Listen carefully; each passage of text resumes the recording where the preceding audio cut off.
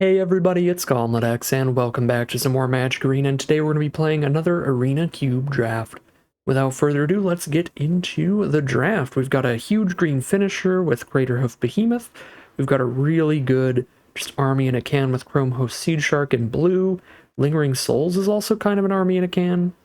It's 4 1/1 flyers off of this one spell.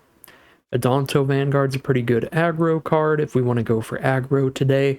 Since we have just played like ramp and control, it's been all big stuff recently. So maybe that's a solid direction to go.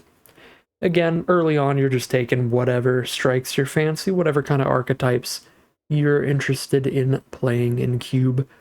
I think I would like to go for something aggressive here, but that Seed Shark is so tempting. We could still make an aggressive blue deck with that. We could be like blue-red spells with a lot of young Pyromancer type cards and a lot of red burn. Yeah, I really like Seed Shark. I am going to take it here over Adonto Vanguard, despite wanting to get a little more aggressive today.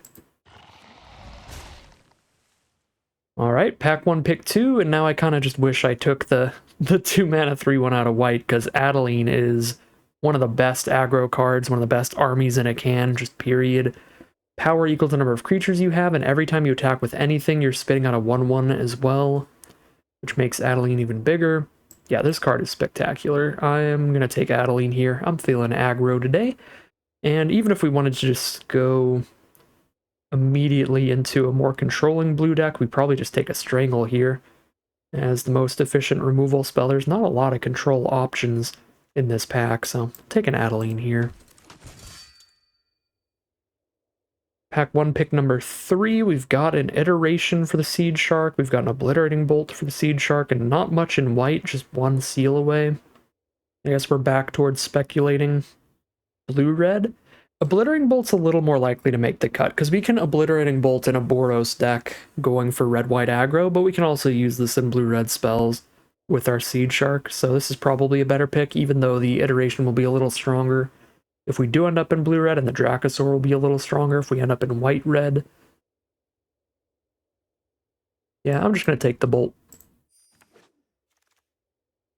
Pick 4. Alright, great aggressive options here. Nothing much in blue. Literally no blue cards. We've got Beaumont Courier, which can refill our hand later. We've got Monastery Mentor, which is an army in a can. We've got great cheap interaction with a Braid and Royal Eruption. And we've got great cheap creatures like Selfless Savior and Thalia for getting aggressive. Kind of like the Selfless Savior. It's pretty great with premium 3-drops like Adeline. You get to curve out with this early and protect your really important cards later. I like the Selfless Savior, I think, but these are all really nice cards. And Elspeth Conquers Death is an incredible mid-range tool. Removal spell that also reanimates the best card from a graveyard later. It's a really good pack all around. Pick 5, Virtue of Loyalty is quite the finisher. It's a 2-mana 2/2 on curve, then you slam this down and put a +1/+1 counter on your whole board during your end step every turn, but there's also Dauntless Bodyguard and Molten Impact. I think these are all great options. We'll try out some of the new hotness though. Slap a Virtue of Loyalty in here, it's its first time in the cube, so we'll play around with it. Pick number 6, Spirited Companion is fine. Monastery Swiftspear is pretty great, very, very aggressive there. Rip Apart is okay. Cheap interaction. Slightly overcosted, but it's flexible for that. I think I'll take the Monastery Swiftspear here. Strongest aggressive card for its mana cost. Pick 7's got nothing in Boros. Speculate towards blue-red again with Iconoclast here. Blue-red as the backup plan with the Seed Shark. Or we can take Courtyard towards some black-white fixing as another speculative backup plan. Just take the Iconoclast, I think. Alright, Habit's pretty good in aggressive decks where you have a lot of cheap spells to be able to cast off of this. Pick 9, we get the red burn spells here. Neither of these are super efficient, but they're fine. Pick number 10. Nothing much here. 5-drops are pretty expensive for really aggressive decks, but either of these, really any of these 3 are fine cards. I guess we're deepest into red at this point, so we'll take the Siege Gang. Pick 11, we get the Seal Away to come all the way back, which is a solid sign for white. This was the only white card left in this pack when we saw it the first time. Got Elspeth Conquers Death back, or Abrade, or Courier, Chandra. We might be able to go mono red at this point, seeing Chandra, Abrade, and Courier. Kind of exciting to me. I'm going to take Courier here. Refuel later in the game, once we've dumped our hand. Red does not get a lot of card draw, so I do like Beaumont Courier quite a bit. 6 cards deep towards red.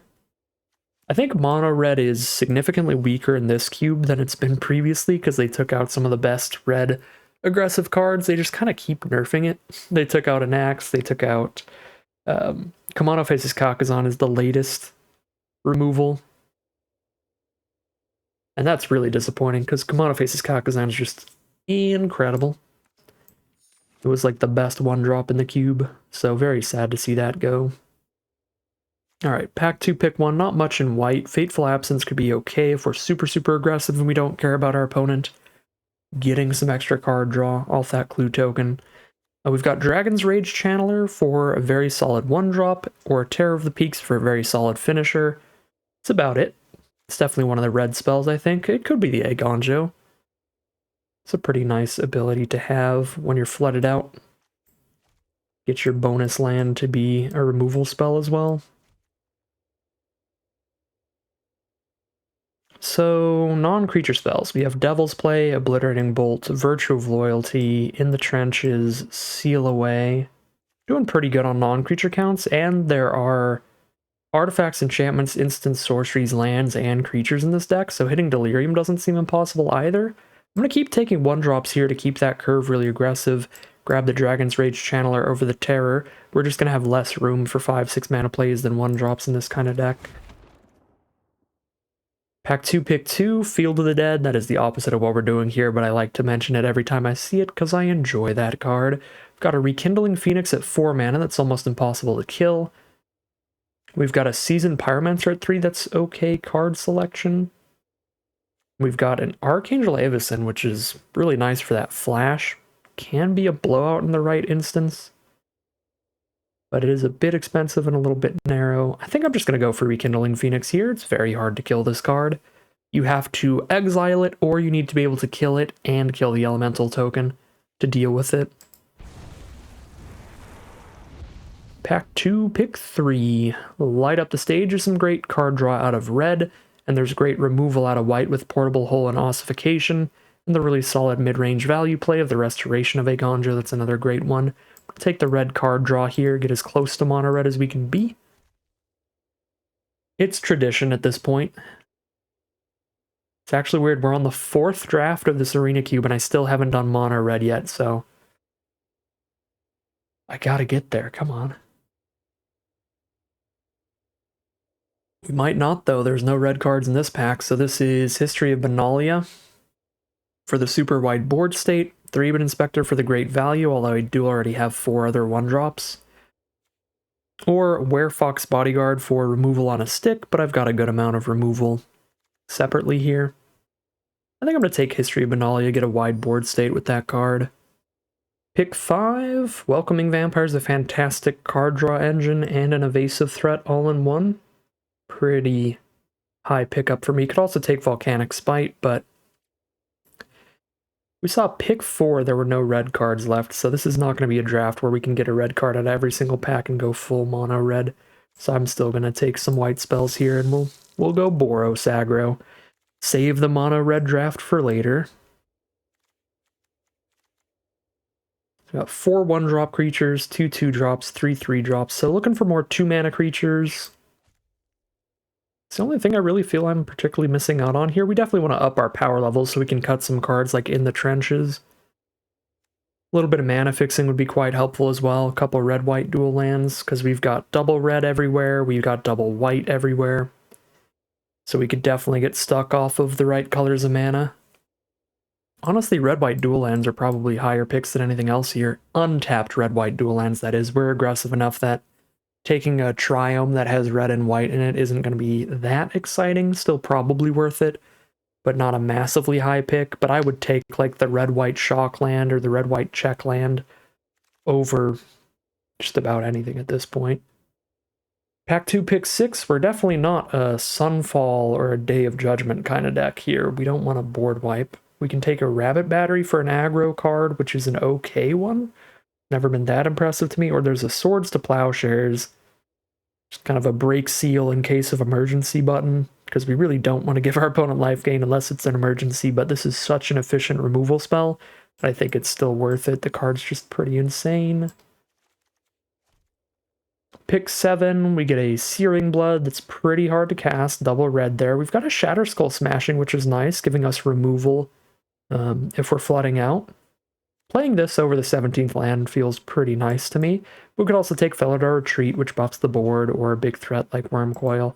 I'd take the Shatter Skull, though, play that over land 17, and I will very happily take Glorybringer. This is sweet. At the top of the curve, it's going to hit the board, exert itself to kill one of your opponent's blockers. Bash in for 4. Love me some Glorybringers. Got the Terror of the Peaks to come back. That'll fit right in. I like both of these other 5-drops more than I like the Siege Gang Commander, because you do need to dump extra mana into Siege Gang after casting it, so it is a very expensive play. Take Avacyn over Rampaging Raptor or Seasoned Pyromancer here. I do like Avacyn better than those, but it might be worth it for mana curve purposes to not do that. Portable Hole or Restoration of Agonjo. You know what? Bunch of 5-drops. We're getting enough top end here. I will actually take Restoration and get that. That's not mana ramp, but it does draw you an extra land, drawing the plains.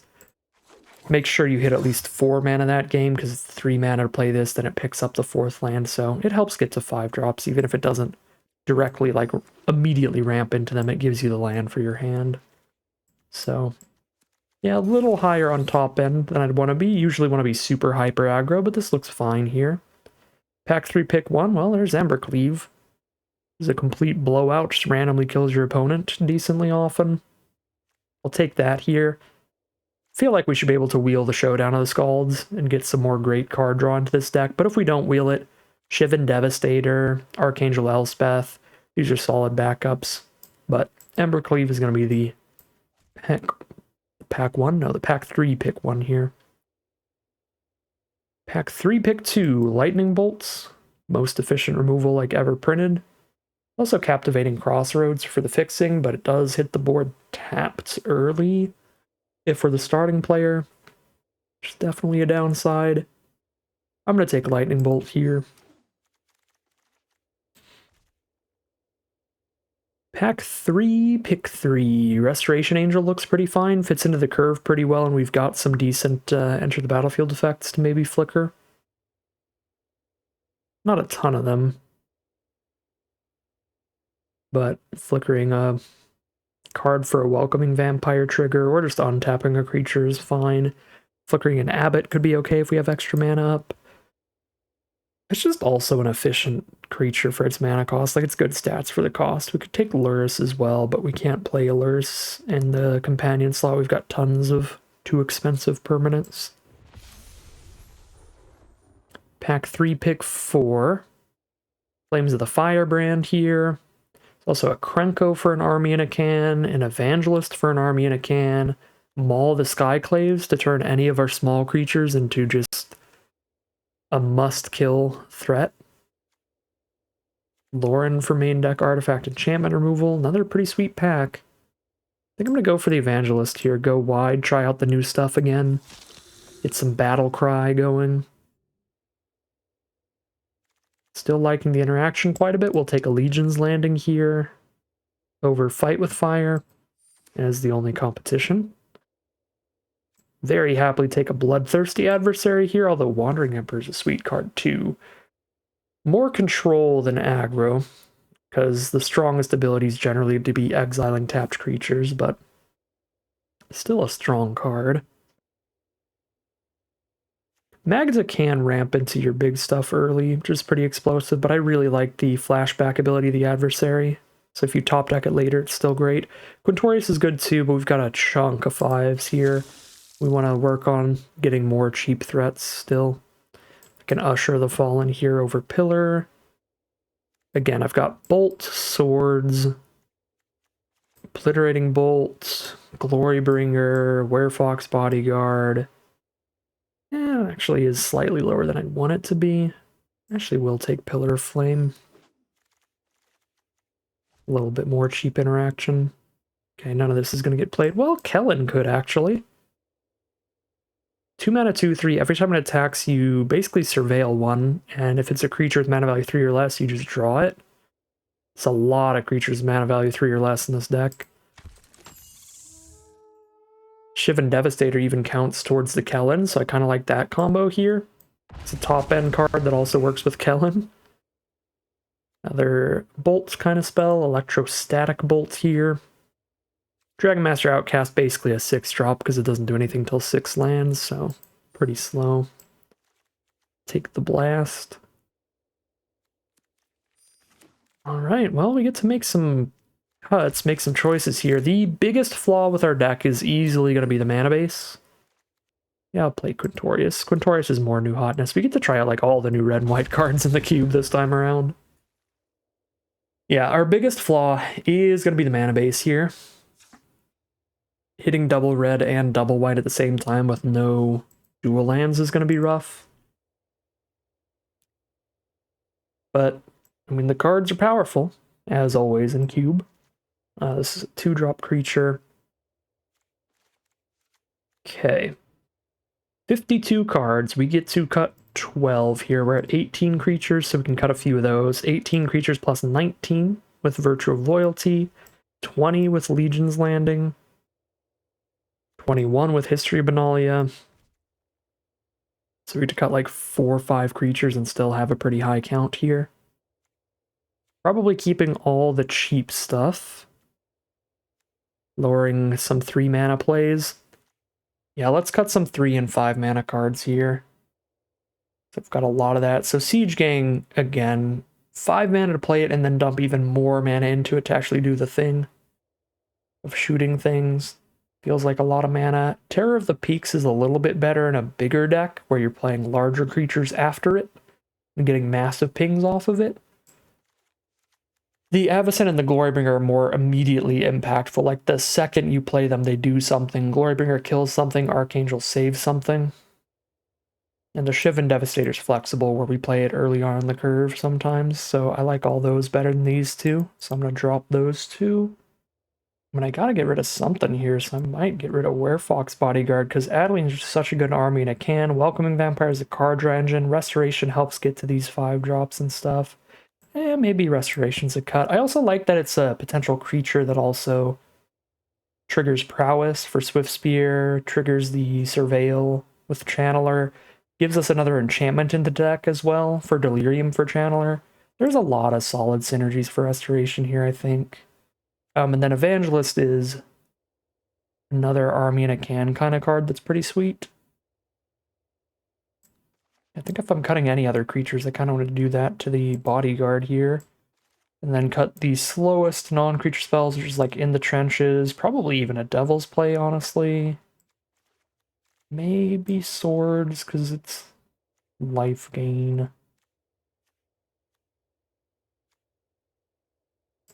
Electrostatic Blast is a bit inefficient for the cost. The big part of the Electrostatic Blast is the fact that you get to draw a card off of it later. We still have to cut 9 cards out of this deck, which is wild. Maybe Seal Away, because it's only defensive removal, it's not offensive removal. Only exiling tapped creatures. It's another cut. Yeah, Shivan Devastator also slightly inefficient for the mana cost always. Right, for 3 mana you'd want like a 3/3 Flying Haste, for 4 mana you'd want a 4/4 Flying Haste, so on. If that's all it is and it doesn't have any ETB effects or anything like that. I'm gonna cut Devastator, Swords, Seal Away here, just really go low to the ground. Cut a land for Shatter Skull Smashing. 5 more cards, might cut Quintorius here. Of all the 5-drops, I think it's the slowest one. Cut in the trenches, Quintorius, fight with fire. Devil's Play. One cut to go. Don't think this is a 16 land deck. Especially with a Shatter Skull that we can cast if we're flooded. But maybe it is. I mean, we do have Restoration of Agonjo drawing another land.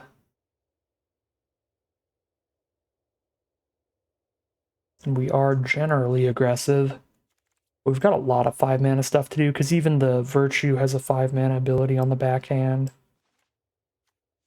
We attack with enough creatures early, then Legion's Landing is another land too, so there's that.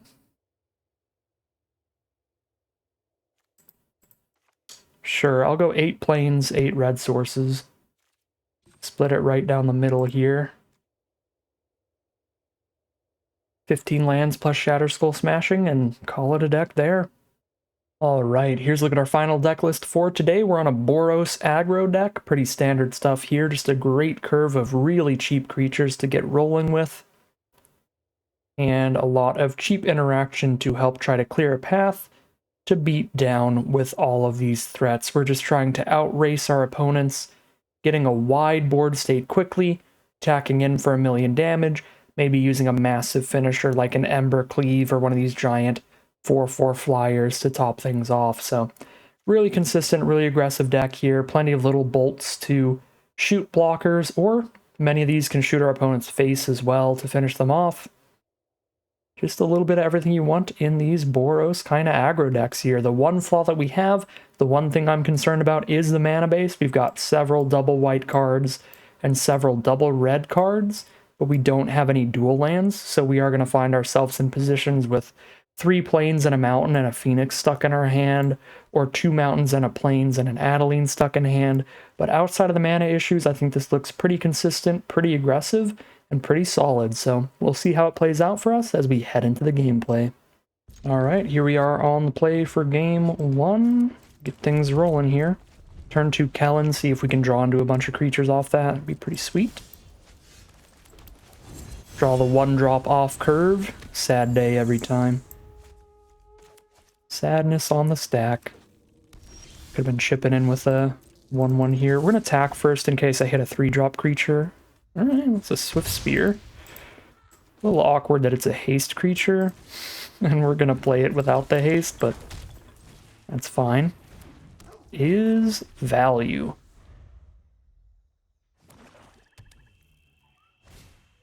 I mean, the only thing that I'd be moderately concerned about here is if our opponent manages to board wipe us. But even if they do, Savior can save Kellen if it's not a -X wipe. Do I bolt the face here?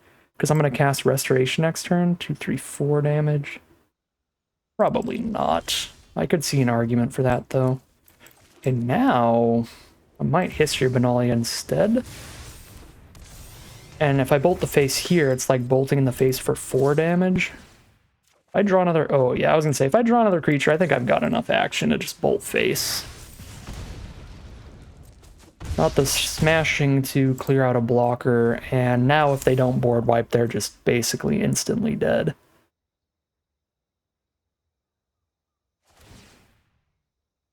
Alright, discard a Swamp to the Restoration to put that into play tapped. Now they've got a 4-drop, could be Wrath of God. The only thing that'd be particularly bad for me would be Languish specifically, or Meathook Massacre, -X that I don't give Indestructible. But if I give Indestructible, boom, I still have 2 threats here. Post board wipe, and we're still in a great position. I will draw into a Rekindling Phoenix. And then Restoration Angel, instant speed, or Welcoming Vampire. Play the Angel. It's bigger, and it could save Kellen from removal if they're going to cast a removal spell here.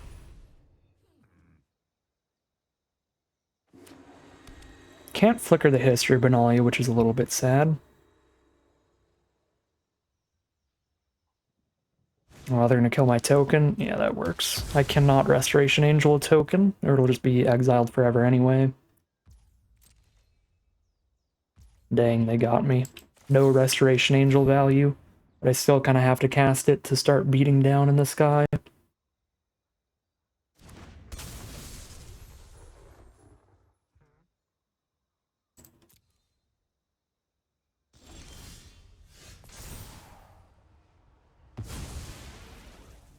Okay. Shadow Skull's 3 damage, it's not enough.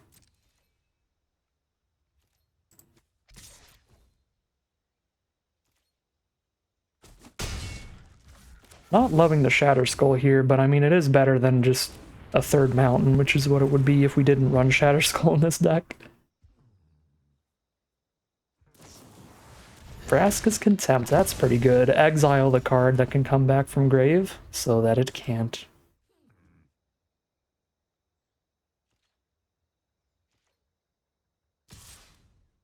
Now the Architect gets to spit out an entire army to stop anything I'm doing on the ground. It's pretty annoying. Definitely a problem. Well, there's the mana to kill the Architect here. Go for it.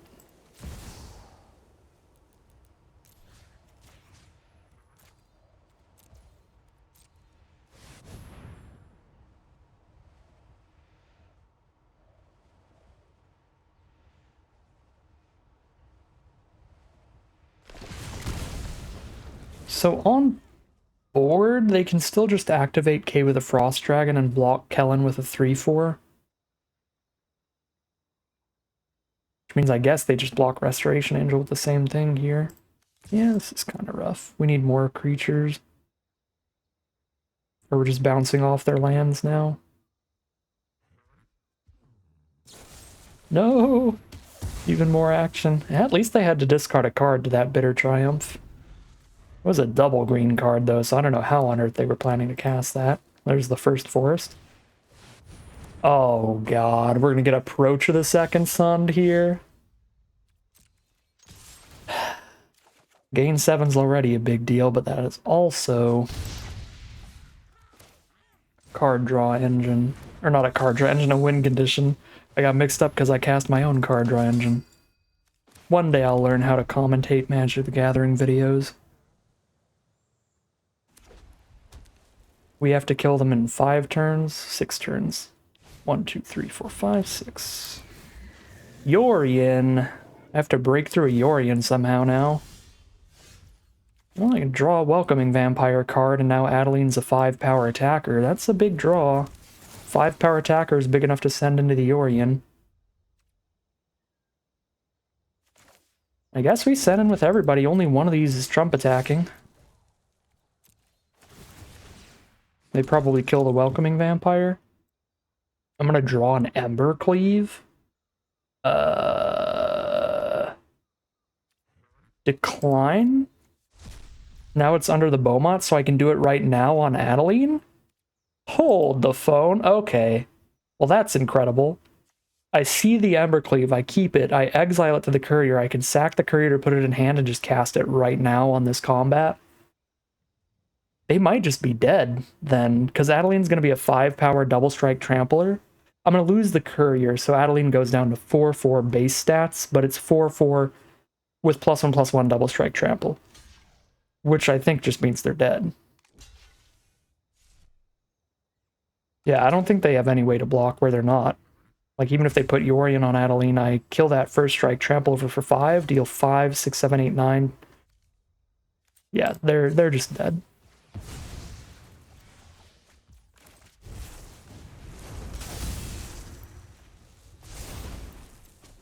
Embercleave remains MVP.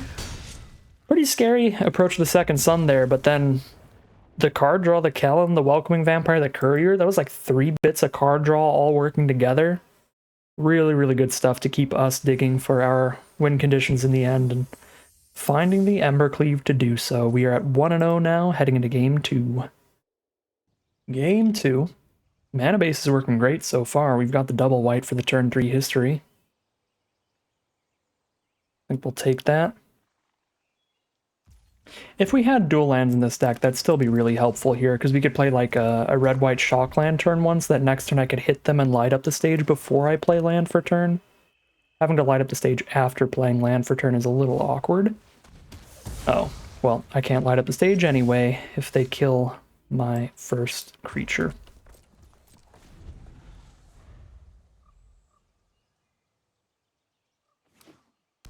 Captivating Crossroads on red, so black-red over there. Well, 2-2. I'm not going to trade a Lightning Bolt into that when I'm about to get 2 2-2s off one card. I'll just trade one of these into that. Get a 2-for-1 here.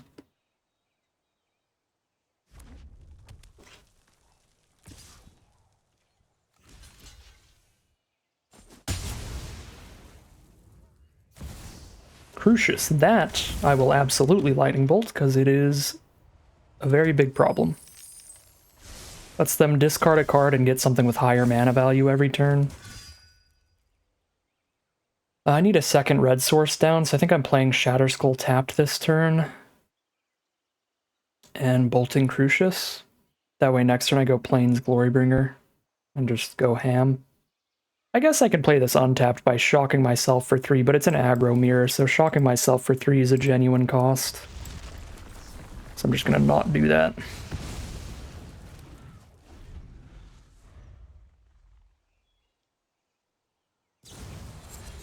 Decadent Dragon.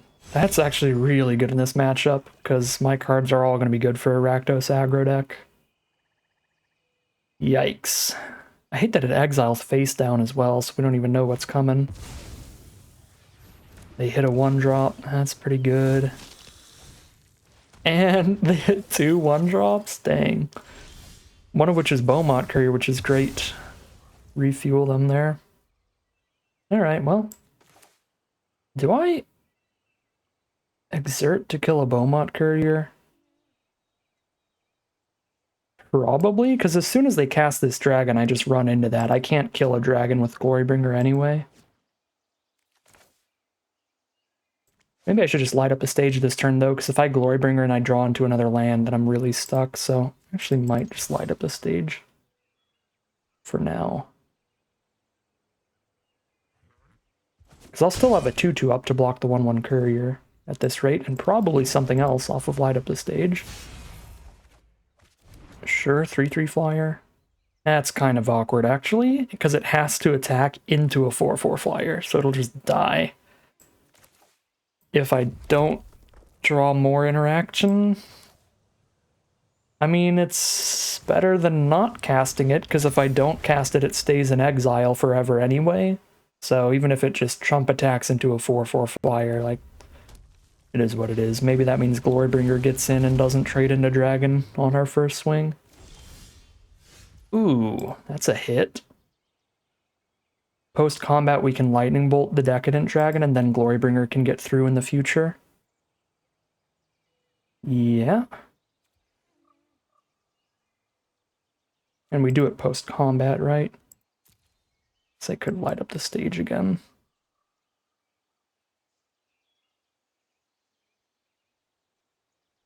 But I'm just going to bolt the Decadent Dragon to clear the skies for us.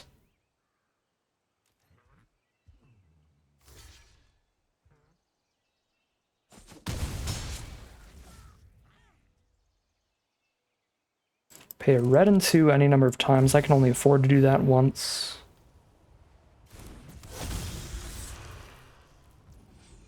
Just double checking.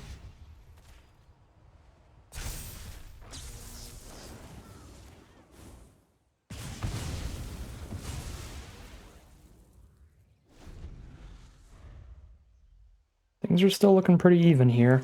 I mean, we don't know what's in their hand, but our board state's a little better, and the Glorybringer in hand's a very good card. Liliana's really nice, but Glorybringer can absolutely assassinate her.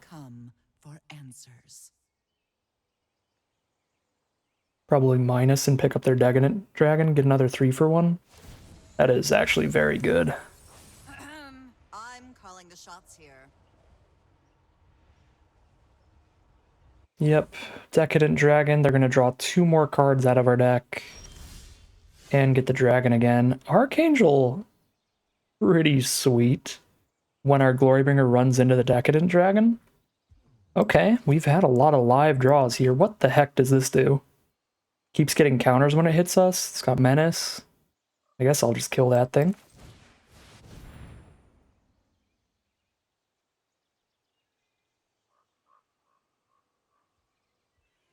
Get the exert value and keep them off of flipping the landing. I don't think it matters if they flip the landing that much.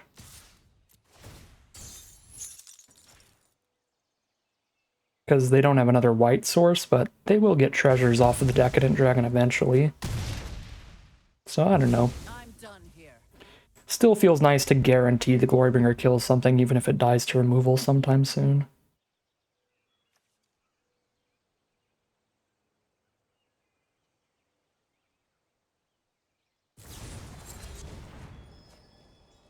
Alright, they Decadent Dragon me again, which is likely to be very good for them. Yep, Monastery Swift Spear. At least it's been small stuff. I've got 7 mana, which is enough for Kellen, plus hold up Archangel.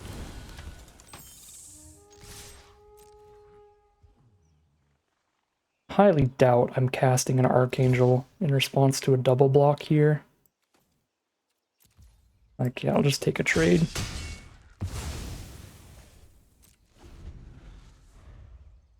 Because having the Archangel to save Glorybringer later feels better.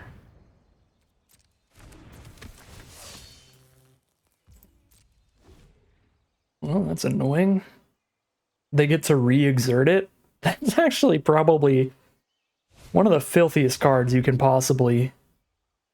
Zealous Conscripts is a Glorybringer, because you get to re-exert it. Keep it tapped on my board. Super annoying. And they flip the landing for more mana. Wow. Well, I do crack back for 3, 4, 5, 6, 7, 8, 9. I don't kill them. Wait, they're not exerting? They're not exerting, so they're just dead then. Because they didn't exert. I don't know why they wouldn't exert. Maybe they just misclicked, that's always a possibility. Oh, they're actually at 13 because of the lifelinker, but they're still dead. 4, 8, 9, 10, 11, 12, 13, exact lethal. Alright, well. I don't know if they just misclicked out of it exerting the Glorybringer, or if that was like an actual punt from our opponent. I imagine it was a misclick. Because, I mean, they saw me exert it earlier, so that would obviously be the line.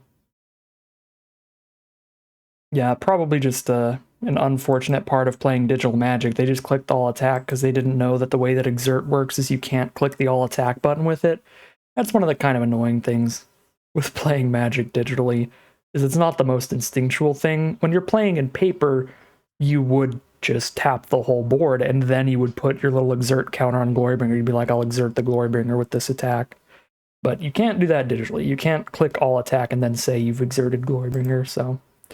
Rough time for our opponent, because they would not have been dead on board if that had worked in their sense. They would have taken 4, 5, 6, 7, 8, 9. So I think we still had a decent shot at that game, because we could hit them for 9, hold up a 4/4 Vigilance, draw another creature potentially if we're lucky. So still anyone's game, but the game definitely shouldn't have ended at that point. But it did, because we're playing on Magic Arena. We are now 2-0 heading into Game 3. Game 3 on the play. This is a pretty slow hand. It's actually just a good mid-range deck kind of hand with Agonjo and Davison, so I'm still going to keep it. We're not really doing the aggro game plan. They did... Oh, that's Lutri, never mind. I was going to say, they did the thing!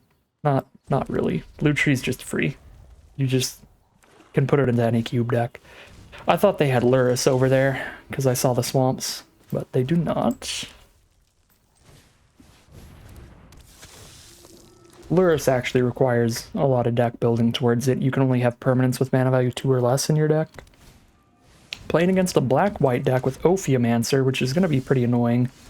Little 1/1 Death Touch Snake to hold off Evangelist and everybody else here. You can Shatter Skull to kill the Ophiomancer and the Snake later. Alright, we're playing a grindy game here. We're not going to break through that board state. And the Ophiomancer with the Priest is actually also an absolute nightmare. At least I get to poke them for one. That's something.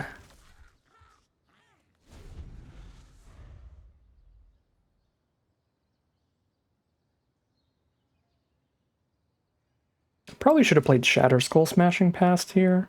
Or tapped here. But I guess I can still play it untapped next turn.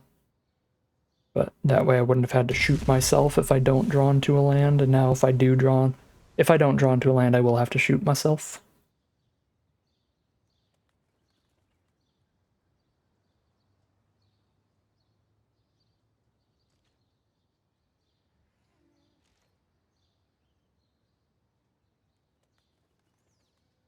So this priest, they get mana, they draw a card, make me sack something. Okay, let's get a Selfless Savior and then have Archangel mana up, right? Yeah, I'd rather get a Savior for free tapped than an Adversary for free tapped. Unless they're going to exile a card from my grave, that'd be pretty rude. They're going to murder Strider the Evangelist in response before I have Indestructibility. That's fine, because Evangelist still gives me that value there. I guess they took damage, so now I could light up a stage instead of playing Archangel. I don't hate that, but also I really like just the flying game plan we have going here. Just jump over their nonsense. I'm going to keep doing that. 6 damage a turn in the sky now, with an Embercleave coming up. Embercleave on Archangel Avacyn, be a bunch of damage.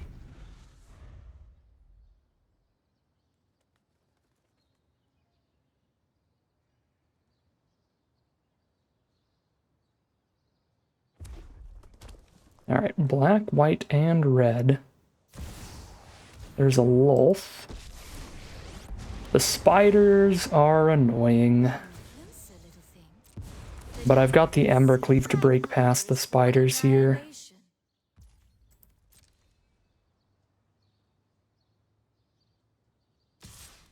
Send in an Ophiomancer.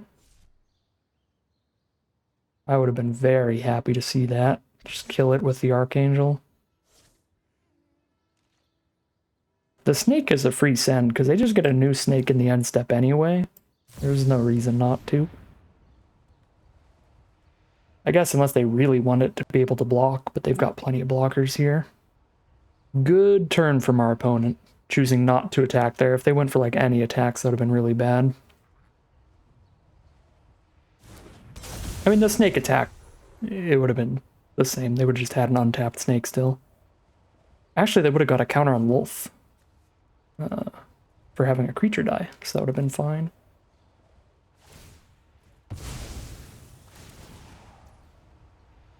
Alright, their end step already triggered, so now they don't get a new snake here. A gift. My will cannot be denied. I guess we flip Archangel and kill everything? Totally forgot that that does that. But I guess they did too. Yeah, sure, I guess I'll wipe the whole board? Neither player has read this card. Okay. Kill their whole board and then attack Lolth, and that's dead too. Or I could just hit them for 14. Pretty tempting.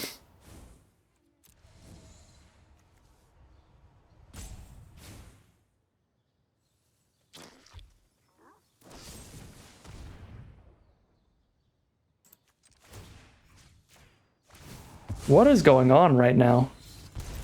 I don't know what's happening at all. I'm so confused. Okay, alright. They got a snake before the Lolth thing, so Lolth will survive. Okay, don't ask me how Magic the Gathering works. I can't explain anything about that turn. Let's just put them to dead, because it damaged them as well.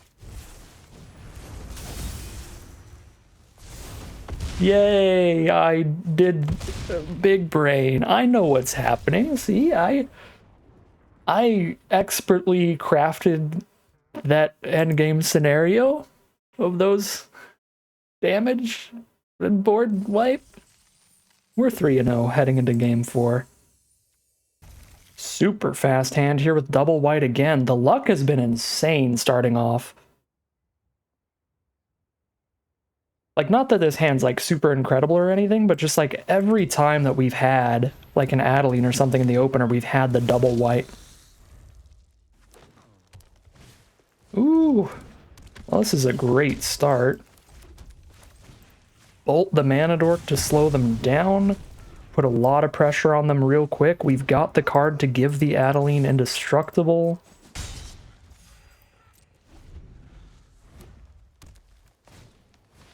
It's a Paradise Druid, so they do get another Mana Dork still. I don't know if this flips Legion's Landing, because I'm declaring an attack with 2 creatures and spitting out a third that's attacking. I don't think it flips it. It'd be pretty sick if it did. No. Alright. I am sending in Savior. Maybe I shouldn't there, but the reason I'm doing it is because the only way they kill Savior is by losing another Mana Dork, and I feel like Mana Dorks are pretty valuable. Probably valuable enough to lose the indestructibility on Adeline in the process. Alright, send in with everybody. One of our creatures gets killed by Groundbreaker, everybody else breaks through. Alright, now we do get slightly punished by the mana base of not having double red for Embercleave. That's fine, though. I will not attack with Selfless Savior, actually, so we're not attacking with literally everybody.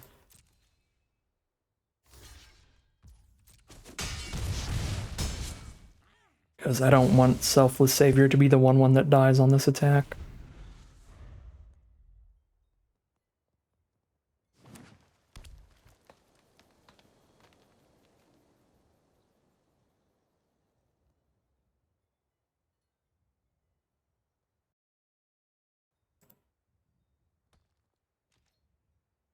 Pass turn, hold up a bunch of green mana.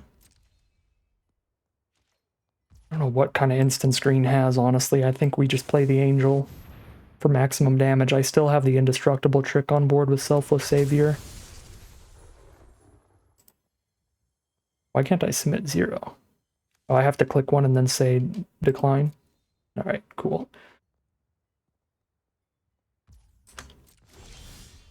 It's not a mountain. I've been gushing about how not punished we've been by the mana base, and then we get punished by the mana base. R.I.P. R.I.P. Adeline, that is exile. Well, still don't think I'm sending in Savior.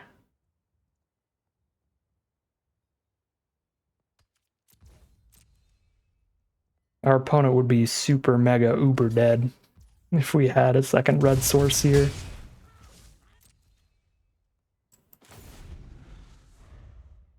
I should have played this land. I don't have anything that discards a card for value in this deck.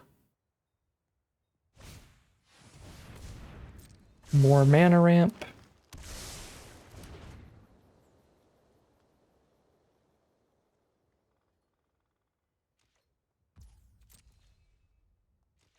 Okay, they're still dead to 2 hits in the sky. 1 if I find a red source. It's not a bad draw. Attack with 3 creatures again. One of the 1/1s breaks through. Oops. One of the 1/1s breaks through. One trades into Paradise Druid here. But keep the Selfless Savior so they can't use like a fight spell to kill a Restoration Angel. And we're still threatening lethal in the sky. What do they got here? Oh, right. Mishra's Foundry has text. Alright, so they just kill both the 1/1s. Sure. So we just shouldn't have attacked on the ground this turn. Oops. They're down to 2. Light up, find a mountain and something else? No, still no second red source. That's actually wild. And we do get punished for not playing this land last turn, because I would have been able to play Kellen and use a Danto here.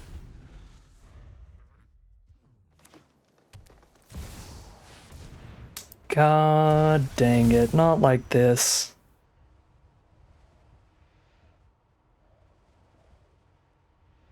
Get a 7/7 reach, gain 5. Yep. Fashionably late, literally one turn sooner at any point.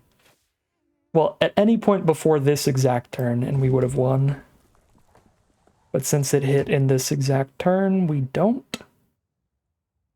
I guess I have to send in Embercleave up the Restoration Angel and give it indestructible so that it trades into the Titan, so if they don't have another reach creature or a removal spell, they die next turn.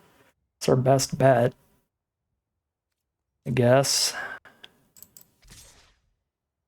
This costs 5 mana, red, 1, 2, 3. Don't have the mana up for a Danto. I don't have the mana up for a Danto even if I sack with Savior, so there's no reason to send that in as well for an extra cost reduction.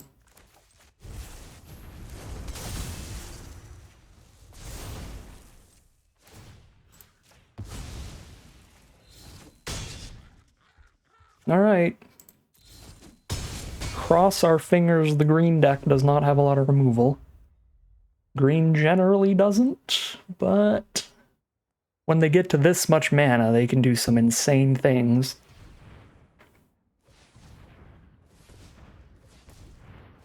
And then they could just play another reach creature. That's more life gain. Oh my god, and it's naturalized? They just blow up Embercleave and gain 4? And exile my grave, that part doesn't matter, but destroy Embercleave, gain 4? Yikes.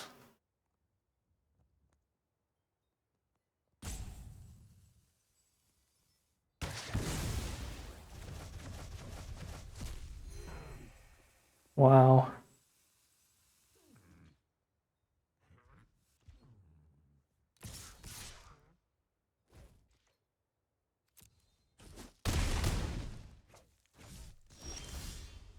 Another flyer is certainly a good draw.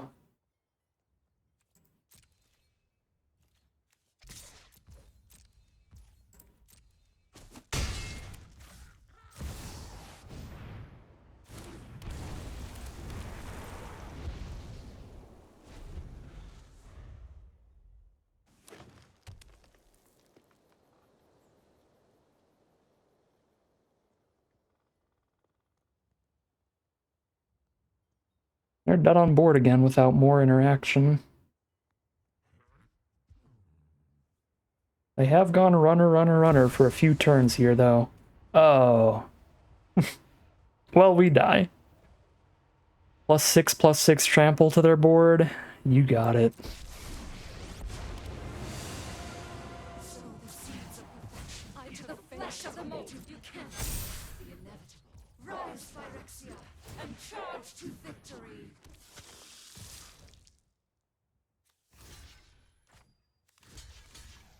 God, that sucks so much. We jinxed ourselves so hard this game.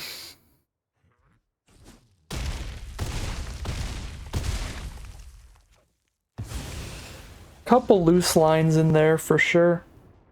Like not playing my land for no reason. We would have had one more little lifelinker on the board. That was the main line I remember that was pretty sloppy, but I know there was another one in there. Neither of which could have ended in a victory for us. The main thing really, the main takeaway from that game is we jinxed ourselves hard talking about how we weren't punished by the mana base before. We were punished real bad that game. We had we just had a position where if we had hit a red source anytime even one turn sooner than we did, we would have Embercleaved them to death, so really disappointing one there. Felt like an incredibly winnable game, but not with the draws we had. That is going to be 3-1, first loss of the day. All right, here we are for game 5. Opponent is on the play here. We got tons of 1-drops to choose from. Probably just roll out with the Beaumont Courier. Get as many triggers on that as possible. So Plains Courier, next turn landing plus Savior. Off of the double white. Playing against the blue deck here, they start with an Otawara. Blue-black. Probably pretty controlling, probably pretty annoying for us to deal with, but we'll see.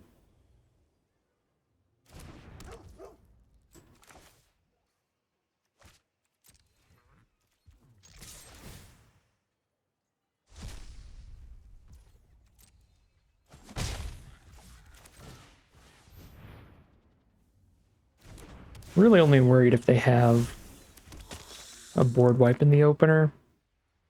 Again, Meathook Massacre, Languish, clear all this out, and we are very far behind. Alright, Drown and Iker it is. Not a board wipe, just 1-for-1 removal, I guess. Good start for us, then. Does mean I don't get to attack with 3 creatures this turn to flip the landing. But I can probably flip it next turn and cast Archangel Avacyn.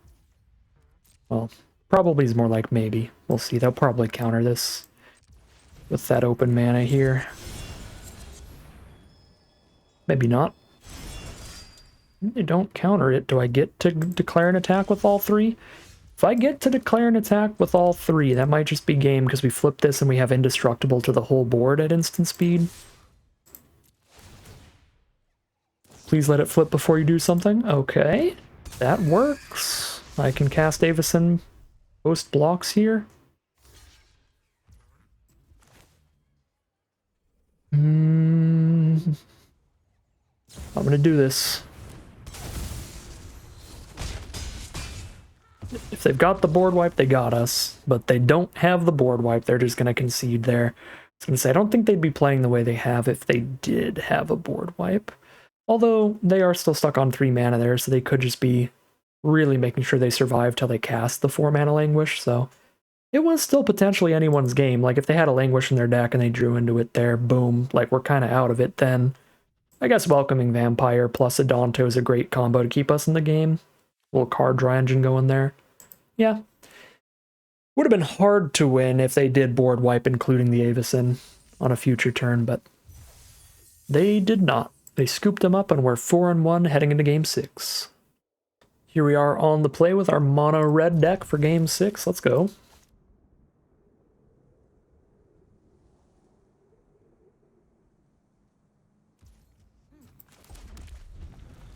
Kind of don't want to play the Abbot till turn 3, which is a little awkward. Uh-oh, there's the Restoration that needs a white source pretty badly.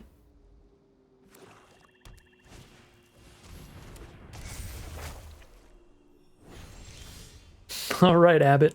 Find a Plains. We're desperate, my friend. Yikes. So that is not even castable.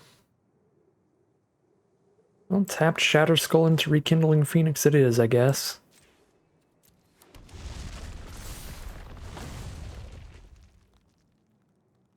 Now they just get to Life of Tashira the Abbot. But I couldn't really not do it. We need to dig closer to the Plains here. There we go. Still going to be on Rekindling Phoenix, though.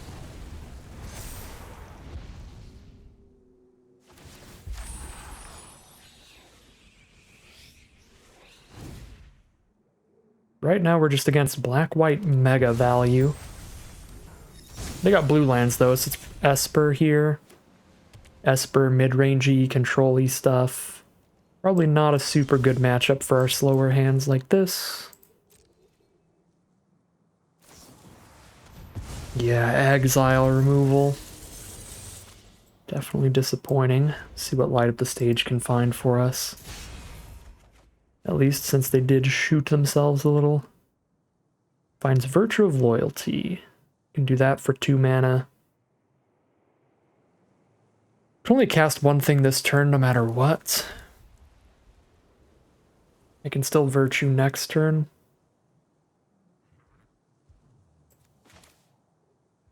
I'm gonna go for the Virtue next turn.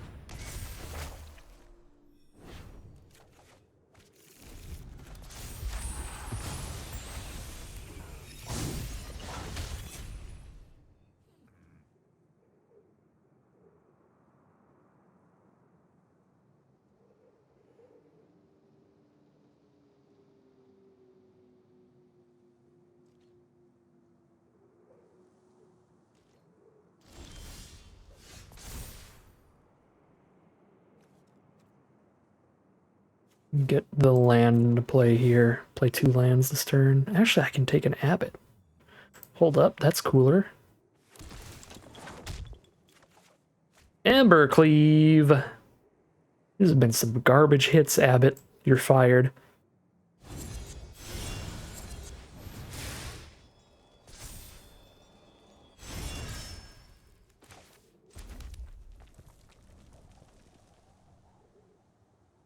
Play Beaumont Courier and Evangelist. Also just obliterating Bolt the Architect. That is kind of a big deal.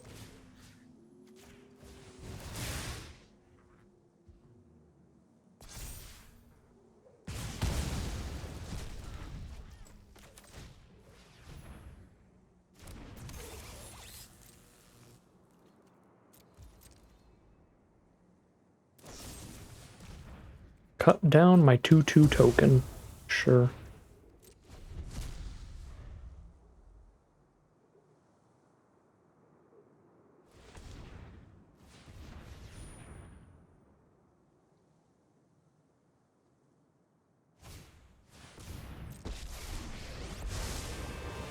Cure to untap some mana.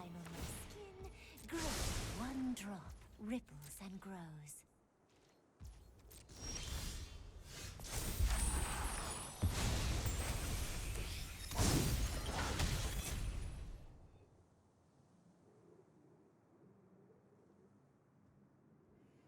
They've got an open blue here. They're just going to counter Virtue if I go for it right now. Don't really have any attacks here no matter how I play though, anyway. Maybe they won't have a counter. They are deeper into black and white. Yeah, whatever. The Virtue's revealed. They're never going to not have the counterspell up for it. Well, it resolves for now.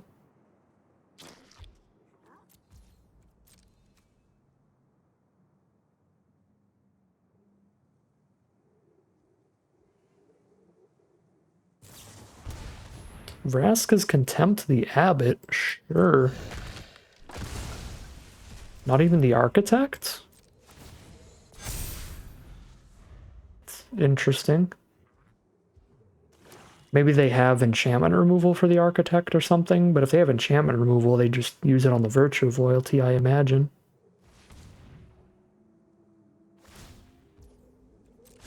Nature flows with vigor. Atraxa. Okay, so we lose. Dirtled around way too long here. Atraxa is one of the kind of finishers that exist in Magic in general, but definitely in the cube, where it's like, it's the reward for making it to that much mana. If you made it to that much mana, that's the, you have won the game. You prolong the game long enough, you win. Congratulations. So yeah, I mean, there's no coming back from Atraxa here. The hits are Solemn, Liliana, Forge Fire Automaton they can play as an 8/5, and Mind Spike. Okay. Unfortunately, it will take a few turns to die, but we are dead.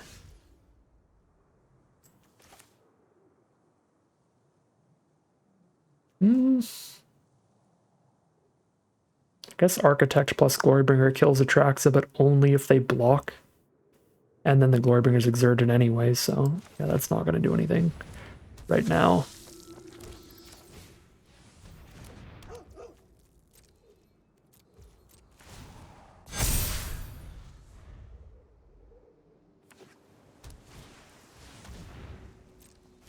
Elspeth conquers death on the Virtue of Loyalty. Now if we do kill Atraxa, they just reanimate it with Elspeth conquers death.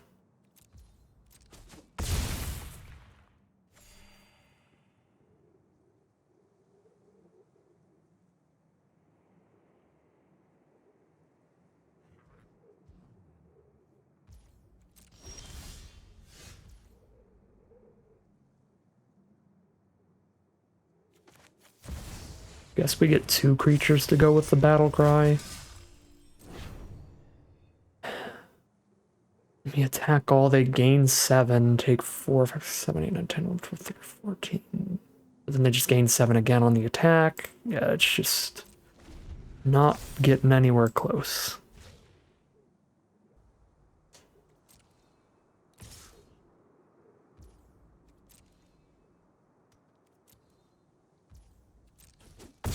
Could chump with the bat or chump with the savior, saving the bat. But don't really need to do that till the final swing.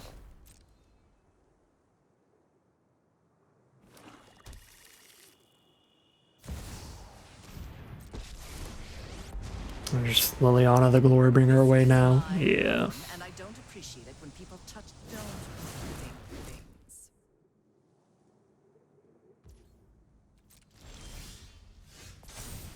Alright, well, they resolved in Atraxa. That's pretty much what's going to happen. That's the wrong button. Yeah, it was a risky keep for sure. We went for a mono red keep there, so it was another game we were mainly just punished for our mana, but that time was also gameplay decisions mana-wise of just mulligan decisions, keeping the mono red hand. Those Abbott hits were terrible though. Biggest underperformer goes to Abbott. That card was poop that game. Yeah, I mean, had pretty awkward mana from the start, but we drew into just white spells without the white sources for a while, which made our start more than slow enough for them to get to an Atraxa. A lot too much stumbling. Probably need to start mulliganing more aggressively in Cube with the much higher power level than a normal draft format. Like in regular limited, I think a keep like what I just did there is pretty fine, pretty reasonable. But in Cube, where the power level's so high, you can't really stumble on your aggro decks. You need to be able to outpace this kind of stuff, and that hand really could not do it, especially stumbling, as it was likely to do. So, all right. 4-2, 2 losses now to mana issues. We'll see if we lose any other way, but that's the biggest flaw of this deck, so that's probably going to be all 3 of our losses, really. We'll see if we can't get a few more wins here as we head into round number 7. Pretty fantastic start here. Snap keep. Play the Channeler first over the Legion's Landing with this many different non-creature spells to cast. I will want to bolt this Llanowar Elves pretty quick. I guess we bolt a Llanowar Visionary instead, because it's just bigger Llanowar Elves. I can smashing the Llanowar Elves more easily in the future. History of Benalia. Do I want to cast that next turn, or do I want to put an enchantment engraved towards Delirium? I'm pretty happy to cast that next turn. It's a little awkward for the self-mill Delirium value. There's just none of that this turn. But it's also really good with Virtue of Loyalty, so it's a pretty wild start. History of Benalia into Virtue of Loyalty. Could be very threatening.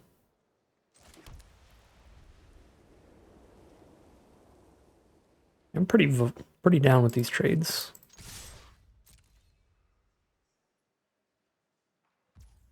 No trades, says opponent. Here's History of Benalia. Electrostatic Blast. I'll keep that. I already have an instant engrave, so milling a second one doesn't do anything towards Delirium, and being able to cast 2 spells next turn is nice. Playing our Ardenvale Fealty Adventure and our Electrostatic Blast. And they're just going to concede. They were probably stuck off a second mana as well, but we are an aggro deck with a solid hand, so they're going to lose to their mana issues way quicker than we did last game. So at least we put them out of their misery there, and we are now 5-2. Heading into game number 8. We're at the break-even point here, actually. Yeah, I don't want to just brush off a 5-2. A 5-3 is super solid here. Very positive record, and we get all of our gold back out of the event. Super good place to be, but we'll see if we can take it any farther now, heading into game 8. Is it time to correct previous mistakes and mulligan the mono-colored hand, or is it time to get way too excited about Swift Spear into Electrostatic Blast? I'm gonna mulligan this hand. I think it's just too likely to fall apart here. Especially because, like, Embercleave with 1 creature doesn't do anything, Shatterskull doesn't do anything here. I gotta take the mulligan. This is a much better hand. Play an Abbot as a 2-1 here. I might get rid of History of Benalia, actually. We go Abbot into Evangelist into Restoration Angel instead, and the Angel works great with the Evangelist. Could also ditch the Abbot, honestly, or ditch a land if I expect to draw fourth immediately. I'll do this. I've been impressed by the Evangelist. If I didn't have Restoration Angel in hand, I'd still keep the Saga over the Evangelist, I think, but with the Angel combo popping off, we'll give it some time to shine here, get some extra bats. Playing against Rakdos, so it's like an aggressive matchup, but they're on the play. You know what? I really want to be able to actually draw something off Abbott, so I'm going to play off curve and play the Beaumont Courier. Why in a million universes would you ever spend red on that? Doesn't matter. They kill it before it declares an attack in the first place. But I'm like, there's always the possibility I want to sack it. Maybe I want to ditch all these for one card. Come on. It just, I don't know. It doesn't make sense to me why, when the only thing I have mana for is a red ability, they would hold a white up. I really want to bolt this thing, which is awkward. This means we're playing off curve. I just don't want them to get treasures every single turn and draw cards off the treasures and pop off. And I'm playing off curve. We are on the draw here, so we're naturally just going to be the defensive player in an aggressive mirror match. Might be able to kill a Godric with a surprise Restoration Angel at some point. Go Swift Spear plus Evangelist for now. So I actually get Restoration Angel, enter the battlefield value later.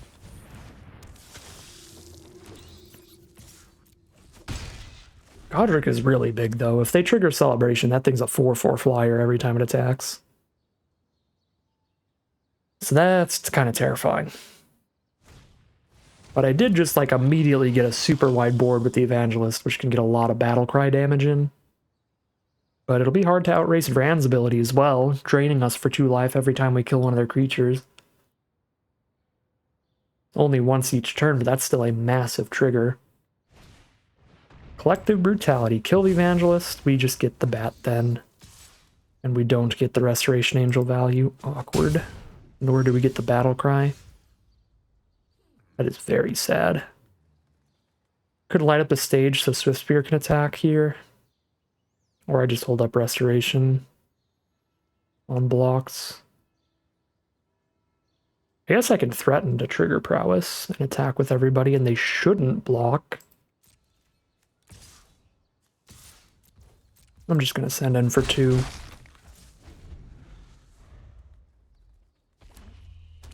If Light Up the Stage hit a single land there, then we'd be able to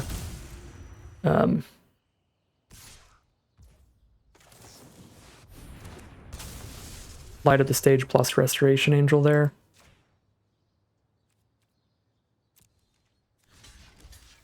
But whatever, we get the free kill off Resto Angels, so we're doing pretty great. That's life loss, not damage, so that doesn't get doubled there. Or no, it doesn't double. It lets them draw cards when they ping us. Okay, pretty threatening. Oh boy. Let's light up the stage for 1. And play a Kellen as well.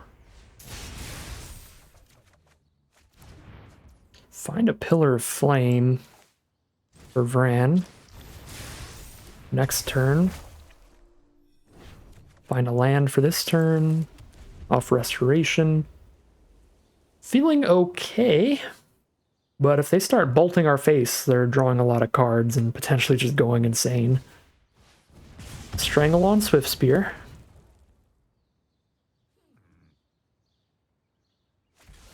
Plus pile on Restoration Angel. Okay, so they're down to 1 card against all of this because we get to exile Vran So they just have one card in hand. And we've got several on board and in hand, so we're just like really far ahead. Guess I go for a free Abbot again. Maybe this time it'll hit something solid. Come on, Abbot, I believe in you. I believe one time. Hey, that's a good one. Good work, Abbot. Alright, let's also exile Vran.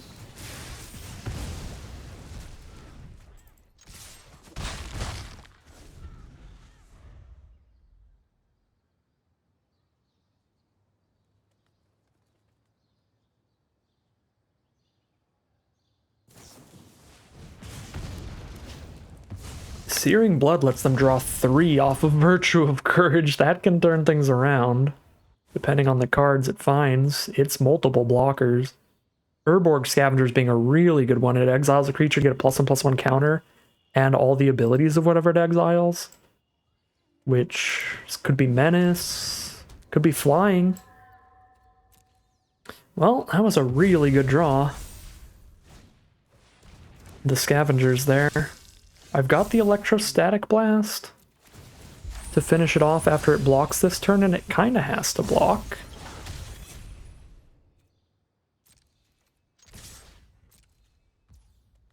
No blocks. Alright, well. Oh shoot, do they have Burn in hand they're trying to kill me with then?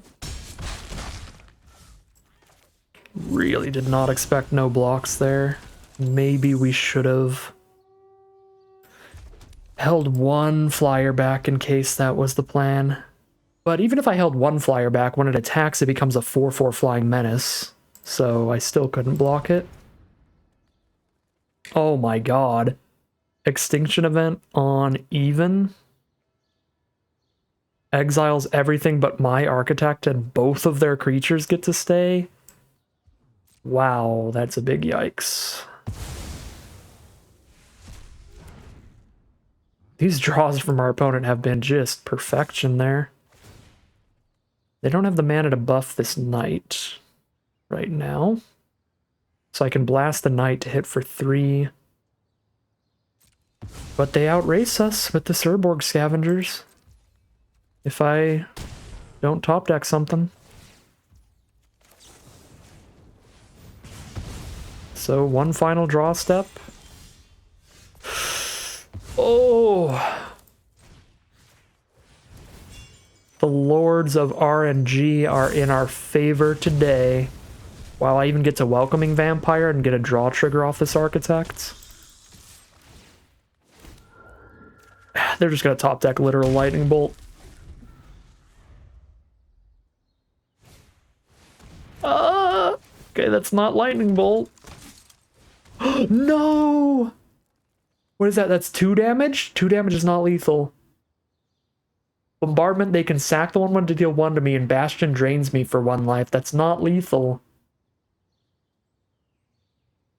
They're essentially 5 now. They can block there and shoot the 1/1. Neither of us is dead right now. Any creature they draw now just kills me. Oh my god. Oh.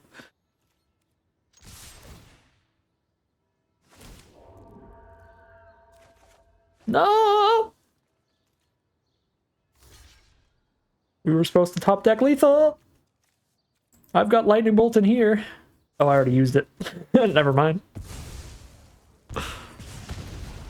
Oh boy.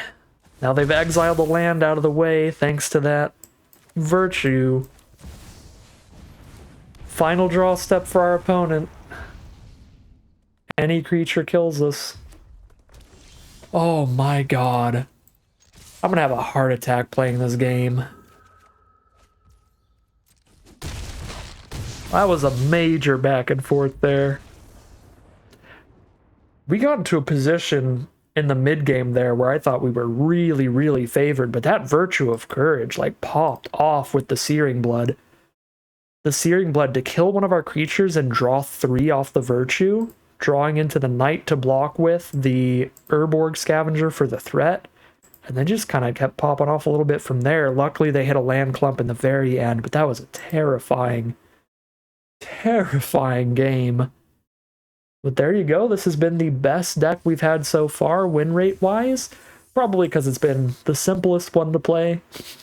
I think most of our control decks, our ramp decks, that other nonsense we've been playing could have done better if I played better. Luckily, it's a little easier to play this kind of deck, so we get a 6th win, and we are 6-2, heading into the final battle. Win or lose, this will be the final game of Magic with this deck. Alright, here we are on the play for the final boss. Another mono red hand, this with double white cards in it. This is not keepable, sadly. Okay, mono white this time.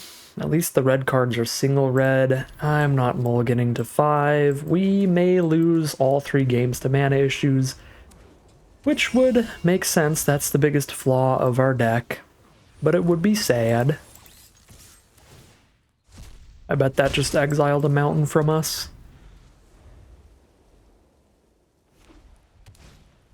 Search for Escanta turn 2 from a blue-white deck at least, and we draw a double red card. Yikes.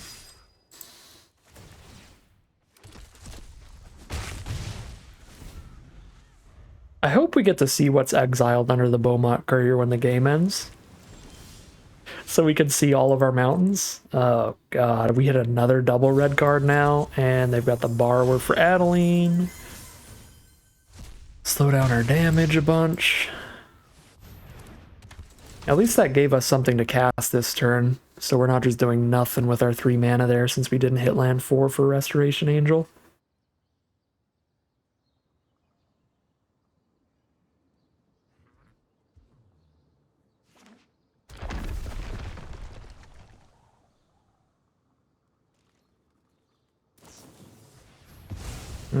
Swords on Adeline.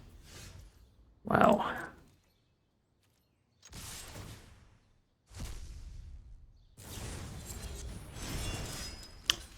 Awesome. Well, this game's completely over even if we hit a red source now. This is just a blue-white control deck. We need to be not stumbling at all to get there because we have to outrace them, and we didn't. We stumbled a lot. Guess I can trigger Kellen trying to get card draw here. Slam dunk that right into the graveyard. That is not very useful right now. If they block Kellen, we Restoration Angel it. If they don't, then we just do this during their turn.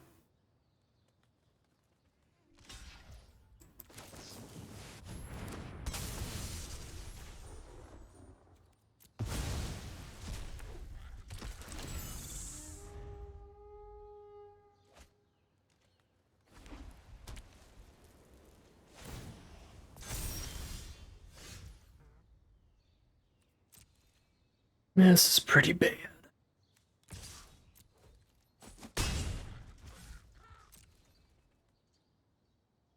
Another 5-drop with 4 lands right now. Sphinx's Rev. Gain a bunch of life, draw a bunch of cards.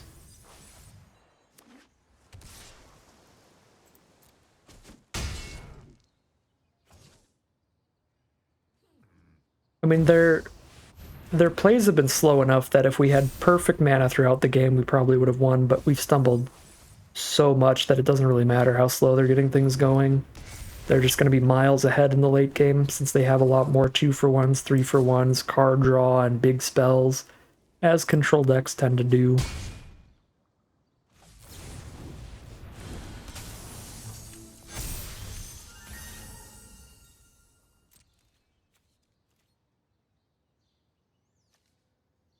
Yeah, and that trades into Restoration Angel too, so we don't even get damage in. I guess I have to pillar that. I should have pillared pre-combat. That way we poke them to 11 here, but we wouldn't get to light up the stage this turn either way.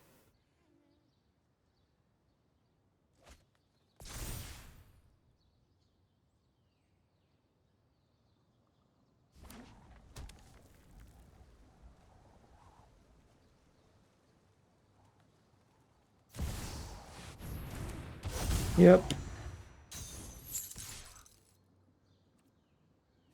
That's a nightmare.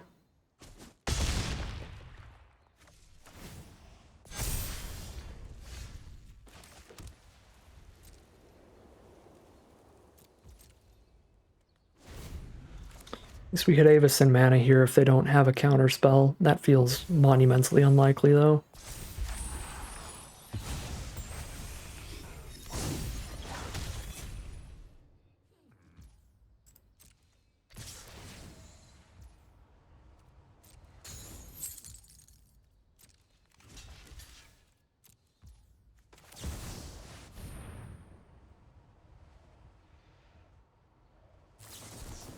Yeah.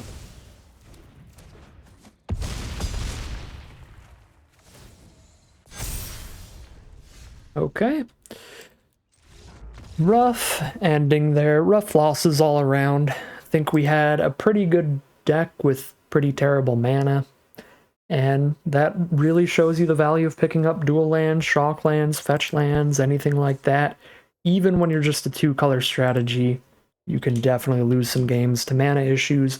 With an aggressive deck like this, stumbling at all, not curving out on your opponent, and speeding the game up can definitely dramatically hinder your ability to win a game, because the big value of these decks is killing your opponent before they start casting all their big spells. Once they start casting their big spells, you just have less top end than them, and can't really get in for enough damage.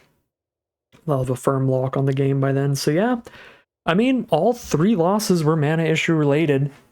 Our first loss, we just couldn't find double red for the Embercleave until the exact point that it was too late. Our second loss, we kept a mono red hand and didn't draw white sources till too late. We stumbled and played off curve a lot. And then the final loss was the same thing, but it was a mono white hand that time. So that's really the main takeaway here. I think just a few dual lands, some shocks. Like if we had a Sacred Foundry and Clifftop Retreat, I think, is the red-white check land. Literally just like those 2 cards would dramatically improve this deck. It's really the only flaw I see with it. Basically every other game it played incredibly. There were some tight games, some really close ones, but I think if it weren't for the mana issues, this could have absolutely been a 7 winner, but falls just a little bit short due to the biggest flaw of the deck, and it goes 6-3. Still a great record, still a very positive win rate with really solid prize out. But that is going to end today's video. As always, I'd like to thank my patrons and YouTube members for supporting the channel, as well as you for watching the video. If you enjoyed this video and are interested in seeing more, you can always like, comment, and subscribe to tell the YouTube algorithm to send you some more in your recommended feed. If you'd like to catch me live, you can check out the Twitch channel in the link in the description below. And if you'd like to support the channel directly, you can check out the Patreon link in the description below. But other than that, as always, thank you very much for watching, and I'll see you again soon for some more Magic Arena.